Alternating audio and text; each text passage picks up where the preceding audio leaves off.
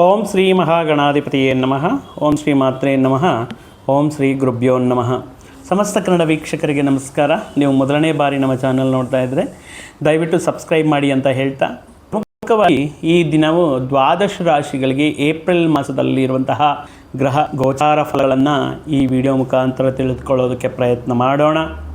ಮುಖ್ಯವಾಗಿ ಏಪ್ರಿಲ್ ಮಾಸದಲ್ಲಿ ಈ ಗ್ರಹಗಳ ಬದಲಾವಣೆ, ಶುಕ್ರಗ್ರಹ ಬದಲಾವಣೆ ಆಗಿರ್ಬೋದು, ಬುಧಗ್ರಹ ಬದಲಾವಣೆ, ಕುಜಗ್ರಹ ಬದಲಾವಣೆ, ದ್ವಾದಶ ರಾಶಿಗಳ ಮೇಲೆ ಯಾವ ರೀತಿ ಅನುಕೂಲ ಫಲಗಳನ್ನು ನೀಡ್ತಾ ಇದೆಯಾ ಅಥವಾ ಪ್ರತಿಕೂಲ ಫಲಗಳನ್ನು ನೀಡ್ತಾ ಇದೆಯಾ, ಅದರಲ್ಲೂ ಕೂಡ ಈ ವರ್ಷದ ಅದೃಷ್ಟ ರಾಶಿಯಾಗಿರುವಂತಹ ತುಲಾ ರಾಶಿಯವರಿಗೆ ಏಪ್ರಿಲ್ ಮಾಸ ಯಾವ ರೀತಿ ಅನುಕೂಲವಿದೆ, ಯಾವ ವಿಷಯಗಳಲ್ಲಿ ಮುಂಜಾಗ್ರತೆ ತಗೋಬೇಕು, ಯಾವ ವಿಷಯಗಳಿಂದ ದೂರ ಇರಬೇಕು ಅನ್ನುವಂತಹ ಮುಖ್ಯವಾದ ವಿಷಯಗಳನ್ನು ಕುರಿತು ಈ ವಿಡಿಯೋದಲ್ಲಿ ನಿಮ್ಮ ಮುಂದೆ ತಂದಿದ್ದೇನೆ. ತುಲಾ ರಾಶಿಯವರಿಗೆ ರಾಶ್ಯಾಧಿಪತಿ ಆಗಿರುವಂತಹ ಶುಕ್ರ ಮಹಾಶಯ 19ನೇ ತಾರೀಕುವರೆಗೂ ಸಪ್ತಮದಲ್ಲಿ ಅದ್ಭುತ ರೀತಿಯಲ್ಲಿ ಯೋಗಕಾರಕನಾಗಿರ್ತಾರೆ. ಏನು ಯೋಚನೆ ಮಾಡೋದು ಬೇಡ. ಏಪ್ರಿಲ್ ತಿಂಗಳು ಒಂಥರ ಯೋಗದಾಯಕವಾಗಿರುವಂತಹ ಆರಂಭದಲ್ಲಿ ತುಲಾ ರಾಶಿಯವರಿಗೆ ಅನುಕೂಲ ಅಂತ ಹೇಳ್ಬೋದು. ಯಾವುದೇ ಈ ಗ್ರಹದ ಜೊತೆ ಇಲ್ಲದೆ ಸ್ವತಂತ್ರವಾಗಿ ಈ ರಾಶ್ಯಾಧಿಪತಿ ಶುಕ್ರ ಸಪ್ತಮದಲ್ಲಿ ಇರೋದರಿಂದ, ಸಪ್ತಮ ಶುಕ್ರ ಅನ್ನೋದು ಇದು ಕಳತ್ರ ಭಾವ ಮತ್ತು ದಾಂಪತ್ಯ ಸ್ಥಾನ ಆಗಿರುತ್ತೆ. ಅಂದರೆ ಒಂದು ರೀತಿ ಒಂದು ಹೊಸ ಅನುಭವ, ವೈವಾಹಿಕ ಜೀವನದಲ್ಲಾಗಿರ್ಬೋದು, ಒಂದು ಹೊಸ ಅನುಭವವನ್ನು ಪಡೆಯೋದಕ್ಕೆ ಇನ್ನೂ ಎಷ್ಟು ದಿನಗಳ ಕಾಲ ಅಂದರೆ ನಿಮ್ಮ ಜೀವನ ಸಂಗಾತಿಯ ಬಗ್ಗೆ ಕೆಲವೊಂದು ಒಳ್ಳೆಯ ವಿಷಯಗಳು ತಿಳ್ಕೊಳ್ಳೋದಕ್ಕೆ, ಅವರ ಮೇಲೆ ಮತ್ತಷ್ಟು ಗೌರವವು ಹೆಚ್ಚಳ ಆಗುವುದಕ್ಕೆ, ಈ ವಿಷಯಗಳು ಈ ರೀತಿ ನನ್ನ ಬಗ್ಗೆ ಯೋಚನೆ ಮಾಡ್ತಾ ಇದ್ದೀರಾ, ಈ ರೀತಿ ಕೇರಿಂಗ್ ಆಗಿದ್ದಾರಾ ಅನ್ನುವಂತಹ ವಿಷಯಗಳಿಂದ ಮತ್ತಷ್ಟು ಈ ವೈವಾಹಿಕ ಜೀವನದಲ್ಲಿ ನಿಮ್ಮ ಅನುಬಂಧವು ಸದೃಢವಾಗುವುದಕ್ಕೆ ಅನುಕೂಲವಾಗಿರುತ್ತೆ ಈ ಮಾಸದಲ್ಲಿ. ಮುಖ್ಯವಾಗಿ ಈ ಸಂದರ್ಭದಲ್ಲಿ ಸಪ್ತಮ ಭಾವದಲ್ಲಿ ಶುಕ್ರನ ಆಗಮನ ಅನ್ನೋದು ಒಳ್ಳೆಯ ವ್ಯಕ್ತಿಗಳ, ಒಳ್ಳೆಯ ಉನ್ನತ ಹುದ್ದೆಯಲ್ಲಿರುವಂತಹ ವ್ಯಕ್ತಿಗಳಾಗಿರ್ಬೋದು, ಅಗ್ರಸ್ಥಾನಗಳಲ್ಲಿರುವಂತಹ ವ್ಯಕ್ತಿಗಳಾಗಿರ್ಬೋದು, ಅವರೊಡನೆ ಆಗುವಂತಹ ಪರಿಚಯ ನಿಮ್ಮನ್ನು ಸಾಕಷ್ಟು ವಿಷಯಗಳು, ಅವರು ಹೇಳುವಂತಹ ಅನುಭವಗಳಾಗ್ಬೋದು, ಅವರು ಹೇಳುವಂತಹ ಕೆಲವೊಂದು ವಿಷಯಗಳ ಯಶಸ್ಸಿನ ಕಥೆಗಳಾಗಿರ್ಬೋದು, ನಿಮ್ಮ ಜೀವನಕ್ಕೆ ಬದಲಾಯಿಸುವಂತಹ ರೀತಿಯಲ್ಲಿ ಕೆಲವೊಂದು ವಿಷಯಗಳು ನಿಮ್ಮ ಮನಸ್ಸನ್ನು ತಟ್ಟುತ್ತೆ. ಸೊ ಈ ವಿಷಯಗಳ ಮುಖಾಂತರ, ವ್ಯಕ್ತಿಗಳ ಮುಖಾಂತರ ನಿಮ್ಮ ಜೀವನದಲ್ಲಿ ಹೊಸತನವಾಗಿರುವಂತಹ ಒಂದು ಅನುಭವ, ಹೊಸ ತಿರುವು ಅನ್ನೋದು ಮಾಡಿಕೊಳ್ಳೋದಕ್ಕೆ ನೀವು ಸನ್ನದ್ಧರಾಗ್ತೀರ. ಅದು ವ್ಯಕ್ತಿಗಳು ಎಲ್ಲಿ ಪರಿಚಯ ಆಗ್ತಾರೆ, ಸೊ ವಿ ಕಾಂಟ್ ಪ್ರೆಡಿಕ್ಟ್ ಅಲ್ವಾ. ನಾವು ಎಲ್ಲೋ ಪ್ರಯಾಣ ಮಾಡ್ತಾ ಇರ್ತೀವಿ, ದೂರ ಪ್ರಯಾಣಗಳು ಮಾಡ್ತಾ ಇರ್ತೀವಿ, ಎಲ್ಲೋ ಅಥವಾ ಎಲ್ಲಾದರೂ ಒಂದು ಪ್ರದೇಶದಲ್ಲಿ ಮೀಟ್ ಆಗೋ ವ್ಯಕ್ತಿಗಳಾಗಿರ್ಬೋದು. ಈ ಸಂದರ್ಭದಲ್ಲಿ ಈ ಪ್ರಯಾಣಗಳು ಮಾಡುವಂತಹ ಸಂದರ್ಭಗಳಲ್ಲಿ ಆಗಿರುವಂತಹ ವ್ಯಕ್ತಿಗಳಾಗಿರ್ಬೋದು, ಇತ್ಯಾದಿ ವಿಷಯಗಳಿಂದ ನಿಮಗೆ ಕೆಲವೊಂದು ವಿಷಯಗಳು ಅದ್ಭುತ ರೀತಿಯಲ್ಲಿ ನಿಮ್ಮ ಜೀವನಕ್ಕೆ ಅಥವಾ ಮುಂದಿನ ದಾರಿ ಮಾಡಿಕೊಳ್ಳೋದಕ್ಕೆ ಒಂದು ಮಾರ್ಗದರ್ಶನ ನೀಡುತ್ತೆ ಅಂತ ಹೇಳೋದ್ರಲ್ಲಿ ಇಲ್ಲ. ಮತ್ತು ಸಪ್ತಮದಲ್ಲಿ ಶುಕ್ರ ಇರೋದರಿಂದ, ರಾಶ್ಯಾಧಿಪತಿ ಆಗಿರೋದ್ರಿಂದ ಸ್ತ್ರೀ ಮುಖಾಂತರ ಲಾಭ, ಅದು ಧನಧಾನ್ಯ ಲಾಭಗಳಾಗಿರ್ಬೋದು, ಅಥವಾ ಸ್ತ್ರೀ ಮುಖಾಂತರ ಅದು ನಿಮ್ಮ ಕುಟುಂಬದಲ್ಲಿರುವಂತಹ ಸ್ತ್ರೀ ಆಗಿರ್ಬೋದು, ಸಹೋದರಿಯರಾಗಿರಬಹುದು, ನಿಮ್ಮ ವೃತ್ತಿ ಉದ್ಯೋಗದಲ್ಲಿರುವಂತಹ ಮೇಲಧಿಕಾರಿಗಳ ಆಗಿರಬಹುದು, ಇವರ ಮುಖಾಂತರ ಲಾಭಗಳು ಅನ್ನೋದು ನಿಮಗೆ ಈ ಮಾಸದಲ್ಲಿ ಗೋಚಾರವಾಗ್ತಾ ಇದೆ. 19ನೇ ತಾರೀಕುವರೆಗೂ ಕೂಡ ತುಂಬ ತುಲಾ ರಾಶಿಯವರು ಅಂದ್ರೇ ತುಂಬ ಒಂಥರ ಅದ್ದೂರಿ ಜೀವನ, ದುಬಾರಿ ಜೀವನ ಅವ್ರದ್ದೆಲ್ಲ ಕೂಡ, ವಿಲಾಸಮಯ ಜೀವನ, ಥರ ಎಂಟರ್ಟೈನ್ಮೆಂಟ್ ಆಗಿ ಕೆಲವೊಂದು ವಿಷಯಗಳಲ್ಲಿ ವಿನೋದ ಕಾರ್ಯಕ್ರಮಗಳಾಗಿರ್ಬೋದು, ಕೆಲವೊಂದು ಪ್ರವಾಸಗಳಾಗಿರ್ಬಹುದು, ನಿಮ್ಮ ಇಷ್ಟಪಟ್ಟಿರುವಂತಹ ವ್ಯಕ್ತಿಗಳ ಜೊತೆ ಕೆಲವೊಂದು ಸಮಾರಂಭಗಳಾಗಿರ್ಬೋದು, ಅಥವಾ ಈ ಫಂಕ್ಷನ್ಸು, ಪಾರ್ಟಿ, ಈ ರೀತಿ ಕೆಲವೊಂಥರ ಲಕ್ಸುರಿಯಸ್ ಒಂದು ಹ್ಯಾಪಿ ಮೋಡಲ್ಲಿ ನಡೀತಾ ಇರುತ್ತೆ ಈ ಮಾಸದಲ್ಲಿ ತುಲಾ ರಾಶಿಯವರಿಗೆ. ಇನ್ನು ಪರ್ಟಿಕ್ಯುಲರ್ ಆಗಿ ರಿಯಲ್ ಎಸ್ಟೇಟ್ ಫೀಲ್ಡಲ್ಲಿ, ಕನ್ಸ್ಟ್ರಕ್ಷನ್ ಫೀಲ್ಡಲ್ಲಿ, ಈ ಮಾರ್ಕೆಟಿಂಗ್, ಸೇಲ್ಸ್ ಆ್ಯಂಡ್ ಮಾರ್ಕೆಟಿಂಗ್ ಫೀಲ್ಡಲ್ಲಿರುವಂಥ ವ್ಯಕ್ತಿಗಳಿಗೆ, cine, media, TV, social media, ಈ ಕ್ಷೇತ್ರಗಳಲ್ಲಿ ಕೆಲಸ ಮಾಡ್ತಾ ಇರುವಂತಹ ವ್ಯಕ್ತಿಗಳಿಗೆ ಎಲ್ಲ ರೀತಿಯಲ್ಲಿ ಅವರ ಪ್ರಯತ್ನಗಳು ಕೂಡ ಸಫಲವಾಗುತ್ತೆ. ಈ ಮಾಸದಲ್ಲಿ ಇನ್ ಕೇಸ್ ಒಂದು ದೊಡ್ಡ ಲಕ್ಸುರಿಯಸ್ ವೆಹಿಕಲಲ್ಲಿ ಓಡಾಡೋದಾಗಿರ್ಬೋದು, ಅಥವಾ ವಿಮಾನದಲ್ಲಿ ಪ್ರಯಾಣಗಳಾಗಿರಬಹುದು, ಒಂದು ವಿಲಾಸಮಯವಾಗಿ ಒಂದು ದೊಡ್ಡ 5 ಸ್ಟಾರ್ ಹೋಟೆಲ್ಸಲ್ಲಿ ಸ್ಟೇ ಮಾಡುವಂತಹ ಅನುಭವಗಳು ಇತ್ಯಾದಿ ವಿಷಯಗಳೆಲ್ಲ ಕೂಡ ತುಲಾರಾಶಿಯವರಿಗೆ ಈ ಮಾಸದಲ್ಲಿ ಗೋಚಾರವಾಗ್ತಾ ಇದೆ. ಈ ಶುಕ್ರನ ಅನುಗ್ರಹದಿಂದ ನೇರವಾಗಿ ರಿಸಲ್ಟ್ ಕೊಡೋದ್ರಿಂದ, ಇಲ್ಲ ನಮಗೆ ಆ ರೀತಿ ಏನೂ ಇಲ್ಲ ಅನ್ನುವಂತಹ ಸಂದರ್ಭಗಳಲ್ಲಿ ನಿಮ್ಮ ಪರ್ಟಿಕ್ಯುಲರಾಗಿ ವೈಯಕ್ತಿಕ ಜಾತಕ ಈಗ ನಡೀತಾ ಇರುವಂತಹ ದಶೆ ಅಂತರ್ದಶೆ, ಯಾಕಂದರೆ ಗೋಚಾರ ಫಲಗಳು ನಿಮಗೆ ಸಂಪೂರ್ಣವಾಗಿ ಅಪ್ಲೈ ಆಗಲ್ಲ, ಎಲ್ಲರಿಗೂ ಅಪ್ಲೈ ಆಗಲ್ಲ. ಸೊ ಆಗಿರೋದ್ರಿಂದ ವೈಯಕ್ತಿಕ ಜಾತಕವನ್ನು ಕೂಡ ಒಮ್ಮೆ ಪರಿಶೀಲನೆ ಮಾಡಿಸ್ಕೊಳ್ಳೋದು ಉತ್ತಮ. ಅಷ್ಟಮ ಸ್ಥಾನಕ್ಕೆ ಶುಕ್ರ ಅಷ್ಟಮಾಧಿಪತಿ, ಸ್ವಕ್ಷೇತ್ರಕ್ಕೆ ಶುಕ್ರನ ಆಗಮನ 19 ನಂತರ ನಡೀತಾ ಇರೋದರಿಂದ ಆಕಸ್ಮಿಕವಾಗಿ, ಯಾಕೆಂದರೆ ಅಷ್ಟಮ ಸ್ಥಾನ ಅಂದ್ರೇ ಯಾವುದೇ ವಿಷಯ ಆಗಲಿ ಆಕಸ್ಮಿಕವಾಗಿ ರಹಸ್ಯ ಸ್ಥಾನ, ಆಕಸ್ಮಿಕ ಸ್ಥಾನ ಅಂತಲೇ ಹೇಳ್ತಿರ್ತೀವಿ ಅಷ್ಟಮ ಸ್ಥಾನ. ಸೊ ಅಲ್ಲಿಗೆ ಶುಕ್ರ ಬರೋದರಿಂದ ಆಕಸ್ಮಿಕವಾಗಿ ನಿಮ್ಮ ಜೀವನ ಸಂಗಾತಿಗೆ ಒಂದು ದೊಡ್ಡ ಮಟ್ಟದಲ್ಲಿ ಹುದ್ದೆ, ಒಂದು ದೊಡ್ಡ ಮಟ್ಟದಲ್ಲಿ ಪ್ರಮೋಷನ್, ಒಂದು ಅದ್ಭುತ ರೀತಿಯಲ್ಲಿ ಏನಾದರೂ ಏನಪ್ಪ ಈ ಆಕಸ್ಮಿಕವಾಗಿ ಧನಲಾಭ ಇತ್ಯಾದಿ ವಿಷಯಗಳು ಒಂಥರ ಸರ್ಪ್ರೈಸ್ ಮೋಡ್ ಅನ್ನೋ ರೀತಿಯಲ್ಲಿ ಇರುತ್ತೆ. ಆಕಸ್ಮಿಕವಾಗಿ ಅದೃಷ್ಟವು ಕೂಡಿ ಬರುತ್ತೆ, ಆಕಸ್ಮಿಕವಾಗಿ ಹುದ್ದೆಗಳು ಕೂಡಿ ಬರುತ್ತೆ. ಈ ಸಂದರ್ಭದಲ್ಲಿ ಈ ಪರ್ಟಿಕ್ಯುಲರಾಗಿ ಸಿನಿ ಮೀಡಿಯಾ ಕಲಾಕ್ಷೇತ್ರಗಳಲ್ಲಿ ಯೂಟ್ಯೂಬ್ ಇತ್ಯಾದಿ ವಿಷಯಗಳಲ್ಲಿ ಮಾಡ್ತಾ ಇರುವಂತಹ ವ್ಯಕ್ತಿಗಳಿಗೆ ಉತ್ತಮ ರೀತಿಯಲ್ಲಿ ಧನಾದಾಯ, ಅವರ ಕೃಷಿಗೆ ಸಂಬಂಧಪಟ್ಟಿರುವಂಥ ಅವಾರ್ಡ್ಗಳು ಬರೋದಕ್ಕೆ ಚಾನ್ಸಸ್ ಇರುತ್ತೆ. ವೈಯಕ್ತಿಕವಾಗಿ ನಿಮಗೆ ಒಂದು ಗುರುತುವಿಕೆ ಅನ್ನೋದು ಸಿಗುತ್ತೆ, ಒಂದು ಸ್ಪೆಷಲ್ ಐಡೆಂಟಿಕೇಷನ್ ಅನ್ನೋದು ನಿಮಗೆ ಈ ಸಂದರ್ಭದಲ್ಲಿ ಸಿಗುತ್ತೆ. ಅದೊಂದೇ ಆಯಿತಾ, ಭಾಗ್ಯಸ್ಥಾನದಲ್ಲಿ ಗುರು ಇದ್ದಾರೆ.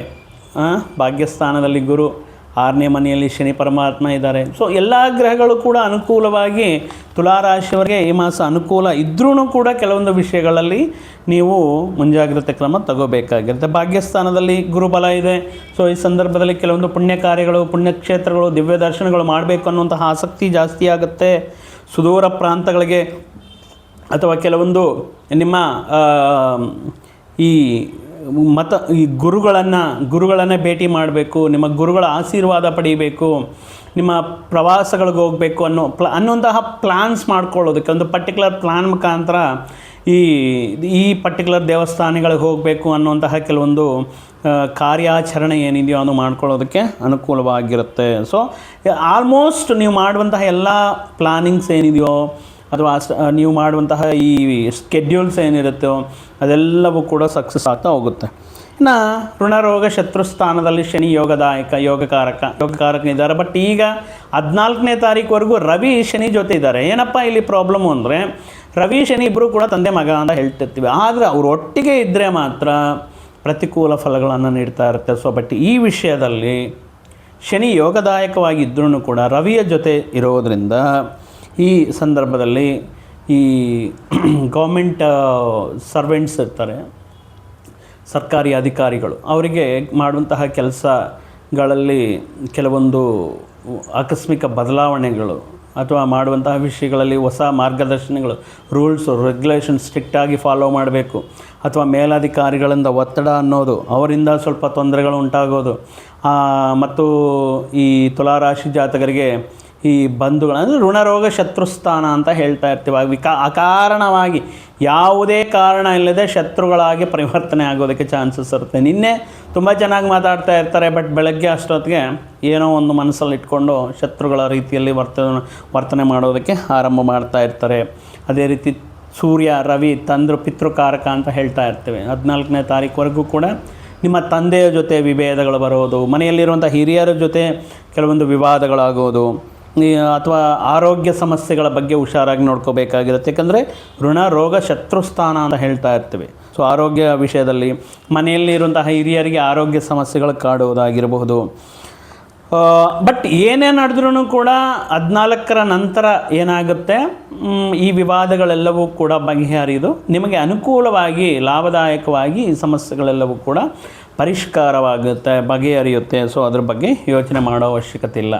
ಮತ್ತೊಂದು ಪಾಪಗ್ರಹ ಕುಜ ಷಷ್ಠಸ್ಥಾನ ಸಂಚಾರ 6ನೇ ಮನೆಗೆ ಬರೋದರಿಂದ, ಅದು ಕೂಡ ರವಿ ಶನಿಯ ಜೊತೆ ಸೇರೋದರಿಂದ ನೀವು ಮಾಡುವಂತಹ ವಿಷಯಗಳಲ್ಲಿ ಯಾವುದೇ ವ್ಯಾಪಾರವಾಗಿರಬಹುದು, ಯಾವುದೇ ಒಂದು ಪ್ರಮೋಷನ್ಗೆ ಅಟೆಂಪ್ಟ್ ಮಾಡ್ತಾ ಇರ್ತೀರ, ಒಂದು ಇಂಟರ್ವ್ಯೂಗೆ ಅಟೆಂಪ್ಟ್ ಮಾಡ್ತಾ ಇರ್ತೀರ, ಅಥವಾ ಒಂದು ವ್ಯಾಪಾರ ಮಾಡ್ತಾ ಇರ್ತೀರ, ವಿಪರೀತವಾಗಿರುವಂಥ ಕಾಂಪಿಟೇಷನ್ ಇರುತ್ತೆ ರೀ.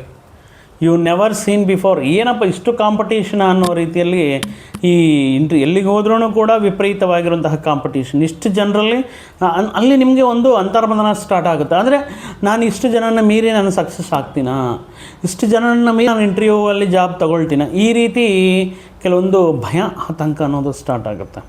ಸೊ ಆಗಿರೋದ್ರಿಂದ ಈ ಕಾಂಪಿಟೇಷನ್ ಆದರೆ ಕೊನೆಗೆ ನಿಮ್ಮ ಹಠದಿಂದ, ನಿಮ್ಮಲ್ಲಿರುವಂಥ ವಿಷಯಗಳಿಂದ, ಶನಿ 6ನೇ ಮನೆಯಲ್ಲಿರೋದ್ರಿಂದ ಎಂಡ್ ನಿಮ್ಮದೇ ಸಕ್ಸಸ್ ಅನ್ನೋದು ಇರುತ್ತೆ. ಬಟ್ ಆತಂಕದಲ್ಲಿ ಈ ರೀತಿ ವಿಪರೀತವಾಗಿರುವಂತಹ ಕಾಂಪಿಟೇಷನ್ ಅನ್ನೋದು ಇರುತ್ತೆ. ಇನ್ನೊಂದು ವಿಷಯ ಏನಂದರೆ, ಈ ಕಾಂಪಿಟೇಷನ್ ಬರದಲ್ಲಿ ಈ ವಿಪರೀತವಾಗಿರುವಂತಹ ಈ ಸ್ಪರ್ಧಾತ್ಮಕ ವಾತಾವರಣದಲ್ಲಿ ಕೆಲವೊಂದು ಬಾರಿ ಏನಾಗುತ್ತೆ ಅಂದರೆ ನಮ್ಮ ಆಪ್ತರನ್ನು ದೂರ ಮಾಡ್ಕೋಬೇಕಾಗಿರುತ್ತೆ. ಸೊ ಇದೇ ವಿಷಯದಲ್ಲಿ ನಿಮ್ಮ ಸಹೋದರರಾಗಿರ್ಬೋದು, ಬಂಧುಗಳಾಗಿರ್ಬೋದು, ಮಿತ್ರರಾಗಿರ್ಬೋದು, ಈ ಕಾಂಪಿಟೇಷನ್ ಹಾದಿಯಲ್ಲಿ ಗೆಲ್ಲಲೇಬೇಕು ಅನ್ನುವಂತಹ ಒಂದು ಸ್ಪಿರಿಟಿಂದ ಅಂತಹ ಒಳ್ಳೆಯ ವ್ಯಕ್ತಿಗಳನ್ನು ದೂರ ಮಾಡ್ಕೊಳ್ಳುವಂಥ ಸಾಧ್ಯತೆ ಇರೋದರಿಂದ ಸೊ ನೋಡಿ ಯಾವ ರೀತಿ ಒಂದು healthy competition is always important. ಅದು ಸ್ಪೋರ್ಟಿವ್ ಆಗಿ ತಗೊಂಡ್ರೆ ಓಕೆ, ಇಲ್ಲ ಅದನ್ನು ಪರ್ಸ್ನಲ್ ಆಗಿ ತಗೊಂಡ್ರೆ ಈ ರೀತಿ ಏನಾಗುತ್ತೆ, ಅಪಾರ್ಥಗಳುಂಟಾಗುತ್ತೆ, ಒಂದು ರೀತಿ ಶತ್ರುತ್ವ ಭಾವ ಉಂಟಾಗ್ತದೆ. ಸೊ ಆದ್ದರಿಂದ ಆಲ್ಮೋಸ್ಟ್ ಒಂದು ಸ್ಪೋರ್ಟಿವ್ ಆಗಿ ತಗೊಳ್ಳೋದಕ್ಕೆ ಪ್ರಯತ್ನ ಮಾಡಿ. ಇನ್ನು ಈ ಸಮಯದಲ್ಲಿ ನೀವು ಮಾಡುವಂತಹ ನೂತನ ಉದ್ಯೋಗಗಳಾಗಿರ್ಬೋದು, ಉದ್ಯೋಗ ಬದಲಾವಣೆಗಳಿಗೆ ಮಾಡುವಂತಹ ಪ್ರಯತ್ನಗಳಾಗಿರಬಹುದು, ಎಲ್ಲವೂ ಕೂಡ ಅನುಕೂಲವಾಗಿರುತ್ತೆ, ಏನು ತೊಂದರೆ ಇಲ್ಲ. ಸೊ ಎಷ್ಟೇ ಕಾಂಪಿಟೇಷನ್ ಇದ್ರೂ, ಎಷ್ಟೇ ಕಾಂಪಿಟೇಟರ್ಸ್ ಇದ್ರೂ ಕೂಡ ಸೊ ನಿಮ್ಮ ಹೆಸರು ಶಾರ್ಟ್ ಲಿಸ್ಟ್ ಆಗೋದು ಅಥವಾ ಉದ್ಯೋಗ ಬದಲಾವಣೆಗೆ, ನೆಕ್ಸ್ಟ್ ಪ್ರಮೋಷನ್ಗೆ ಈ ರೀತಿ ಆಯ್ಕೆ ಆಗೋದು ಅನ್ನೋದು ನಡೀತಾ ಇರುತ್ತೆ. ಬಟ್ ನಿಮ್ಮ ಪ್ರಯತ್ನ ನೀವು ಮಾಡ್ತಾನೆ ಇರಬೇಕಾಗಿರುತ್ತೆ. ಇನ್ನು ಬುಧಗ್ರಹ ಶುಭಗ್ರಹ 6ನೇ ಮನೆಗೆ ಬರೋದು ಅಷ್ಟೊಂದು ಒಳ್ಳೆಯದಲ್ಲ. ಋಣರೋಗ ಶತ್ರುಸ್ಥಾನ, ಆರೋಗ್ಯದ ಬಗ್ಗೆ ಹುಷಾರಾಗಿ ನೋಡ್ಕೊಳ್ಳಿ. ಎಗೈನ್ ಶತ್ರುಗಳು, ಅನಾವಶ್ಯಕವಾಗಿ ಶತ್ರುಗಳ ಆಪ್ತರು, ಬಂಧುಗಳು ಶತ್ರುಗಳ ರೂಪದಲ್ಲಿ ಪರಿವರ್ತನೆಯಾಗುವುದಾಗಿರಬಹುದು, ಹಣಕಾಸಿನ ಸಮಸ್ಯೆಗಳಾಗಿರ್ಬೋದು, ಆಕಸ್ಮಿಕವಾಗಿ ಸಾಲಗಳು ಮಾಡುವಂತಹ ವಿಷಯಗಳಾಗಿರಬಹುದು. ಸೊ ಈ ರೀತಿ ಇರೋದರಿಂದ ಅದೇ ಪ್ರತಿ ವಿಡಿಯೋದಲ್ಲಿ ಹೇಳ್ತಾ ಇದ್ದೀನಿ, ಡಿಸೆಂಬರ್ 5ರವರೆಗೂ ಕೂಡ ರಾಹು ಪಂಚಮ ಸ್ಥಾನದಲ್ಲಿದ್ದಾರೆ. ಸೊ ಏನಪ್ಪ ಅಂದರೆ ಪಂಚಮ ರಾಹು ಈ ಬೆಟ್ಟಿಂಗು, ಜೂಜು, ಸ್ಪೆಕ್ಯುಲೇಷನು, ಶೇರ್ ಮಾರ್ಕೆಟು ಇತ್ಯಾದಿ ವಿಷಯಗಳಲ್ಲಿ ಎಷ್ಟು ಸಂಪಾದನೆ ಮಾಡ್ತಿರೋ ಅದೆಲ್ಲವೂ ಕಳ್ಕೊಳ್ಳುವಂತಹ ಸಾಧ್ಯತೆ ಇರುತ್ತೆ. ಸೊ ಆದ್ದರಿಂದ ಈ ಸ್ಪೆಕ್ಯುಲೇಷನ್, ಜೂಜು ಇತ್ಯಾದಿ ವಿಷಯಗಳ ಬಗ್ಗೆ ಗಮನ ಇರಲಿ.